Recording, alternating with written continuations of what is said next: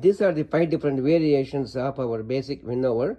The original winnower that we brought to the market more than 10 years ago is the basic model, and then the hopper is directly connected to the feed tube. So you can pretty much the same performance and everything is the same. In this case, somebody has to stand next to it using a scoop. They have to add a little bit at a time to be more efficient. Then we realized that to make it easy for the customers to use that winnower, we came up with a feeder. That's a manual feeder. Instead of feeding it, standing next to it and feeding it, so you install this over here. So you replace this one with this attachment. So now you have a system where you can manually feed it. So somebody doesn't have to be carefully. It's very controlled addition of a nibs, so that give a better separation. And then this is a second version we came up with.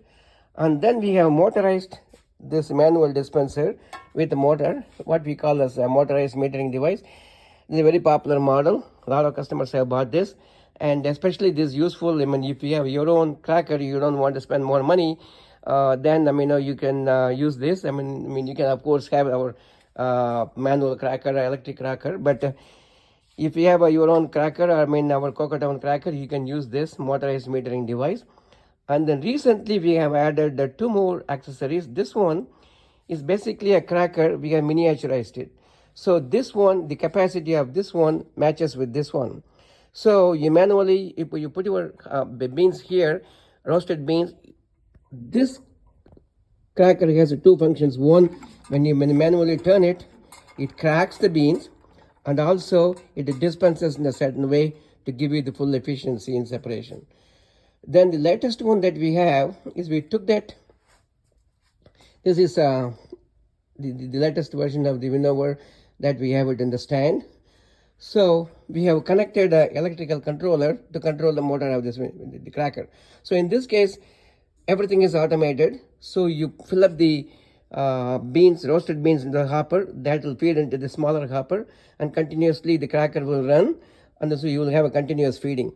So the capacity of the hopper is maybe about 10 kilograms.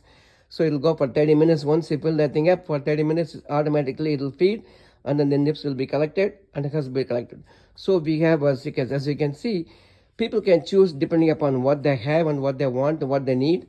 So they can configure their winnower to whatever they need. This is somebody doesn't have really too much money, but they like that efficiency of the winnower. If they don't mind feeding it, you start with that, and slowly as you grow, you can add more attachments to make it more and more efficient. So as you see all the versions now.